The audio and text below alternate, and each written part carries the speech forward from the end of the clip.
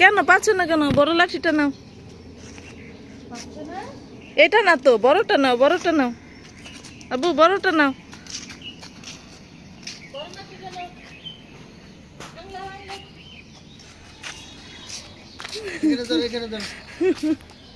আবু বড় লাঠিটা নাও। বসে না আবু, বসে না।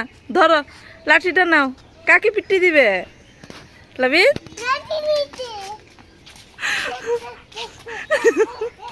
কাকে পিটি দিচ্ছ?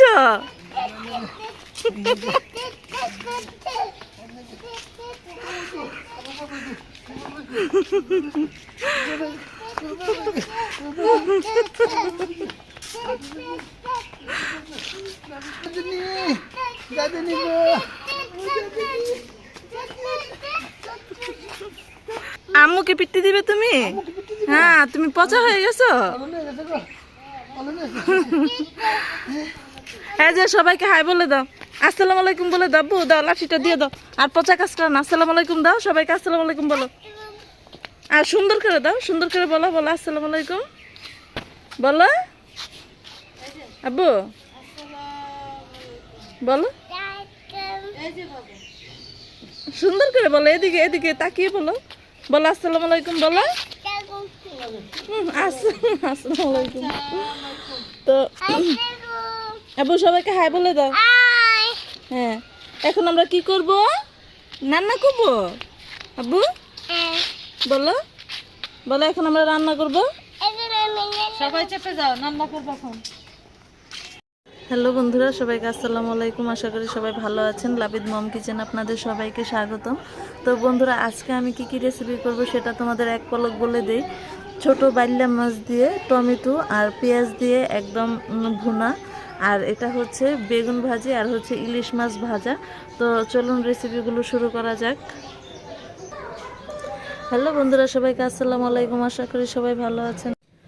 বন্ধুরা, আজকে আমি করব বেগুন ভাজি, ইলিশ মাছ ভাজা, আর হচ্ছে এখানে দেখতেই পাচ্ছ ছোট মাছ নিয়ে নিয়েছি। এগুলো হচ্ছে বাইল্লা মাছ। তো বাইল্লা মাছ একদম ছোট ছোট যে বাইল্লা মাছগুলো আছে সেগুলো। তো আজকে এগুলো ভালো করে আমি ধুয়ে পরিষ্কার করে নিয়েছি। আজকে এই ছোট মাছগুলো আমি বেগুন দিয়ে রান্না করব, আর হচ্ছে ইলিশ মাছ ভাজি করব, আর বেগুন ভাজি করব। তো চলুন রেসিপিগুলো শুরু করা যাক। তো বন্ধুরা, এই যে দেখতেই পাচ্ছ যে আমি চিকন চিকন করে বেগুন কেটে নিয়েছি। এটা দিয়ে ছোট মাছ দিয়ে রান্না করব, বাইল্লা মাছ দিয়ে।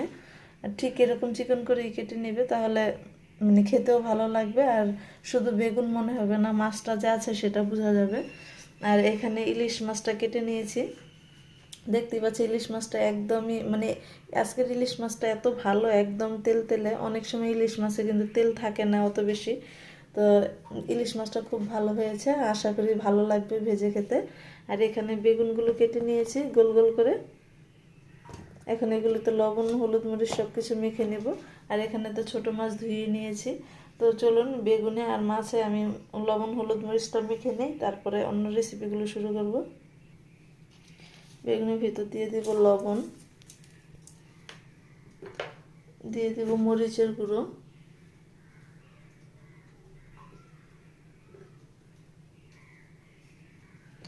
দিয়ে দেব হলুদের গুঁড়ো। এখন বেগুনগুলোকে এভাবে ঝাঁকিয়ে ঝাঁকিয়ে মেখে নেব।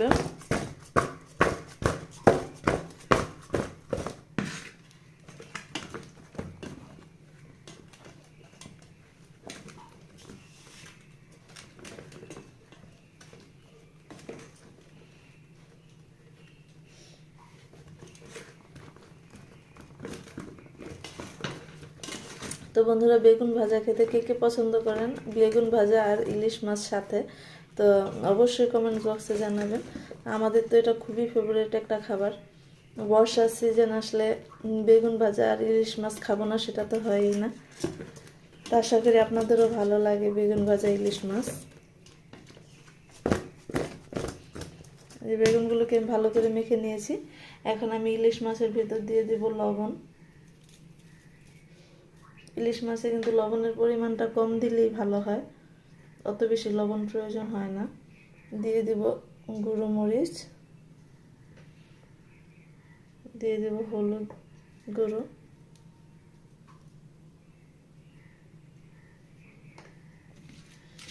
এখন সব কিছু ভালো করে মেখে নেব।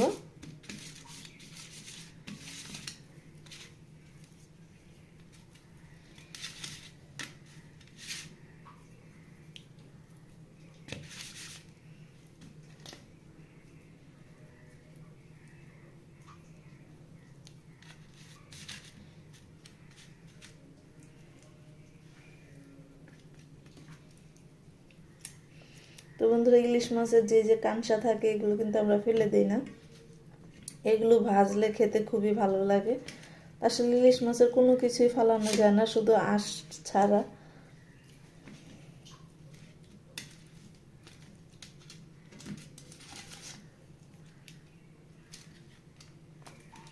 যে মেখে নিয়েছি, তো চলুন এখন রেসিপিগুলো রান্না শুরু করা যাক।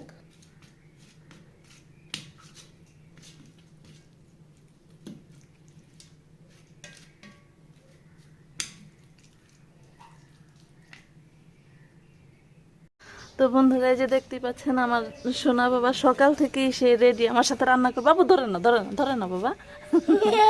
সকাল থেকে রেডি, সে রান্না করবে। তো আমি সব কিছু নিয়ে এসে গেছি রান্না করতে। আবু, সবাইকে হাই বলো, আসসালামু আলাইকুম দাও। তুমি কিন্তু ভালো করে সালাম দাওনি, দাও বাবা, সবাইকে সালাম দাও। তো বন্ধু, চলুন রেসিপিগুলো শুরু করা যাক। প্রথমে তো বন্ধুরা, এই যে দেখতেই পাচ্ছ আমার তরকারিটা কিন্তু প্রায় হয়ে যাচ্ছে। আর আমার ছেলের রান্নার পরিবর্তে এই যে দেখেন কি করছে। আব্বু, তুমি কি করছো? এই দুষ্ট, সকাল থেকে না আমাকে বারবার বলতেছে যেমন রান্না করবো রান্না করবো, এখন রান্না শুরু, এখন তার খবর নেই। তো বন্ধুরা, এখন উপর থেকে দিয়ে দেব ধনিয়া পাতা।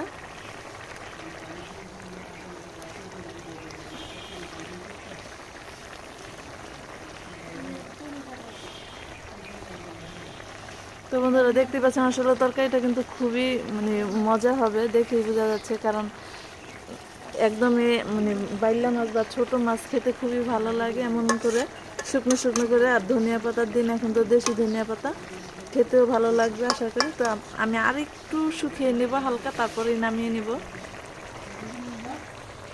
তো বন্ধুরা, যে দেখতে পাচ্ছেন আমার কিন্তু তরকারিটা পুরোই শুকিয়ে গেছে, একটু হালকা নিচে একটু হালকা হালকা রসা আছে। তো এখন আমি এগুলো নামিয়ে নিব। তো বন্ধুরা, এখন এই বেগুনগুলো ভেজে নেব। তরকারিটা তো হয়ে গেল। চুলায় তেল দিয়ে দিয়েছি, সরিষার তেল। তেলটা গরম হয়ে গেছে, এখন এক এক করে বেগুনগুলো দিয়ে দিব।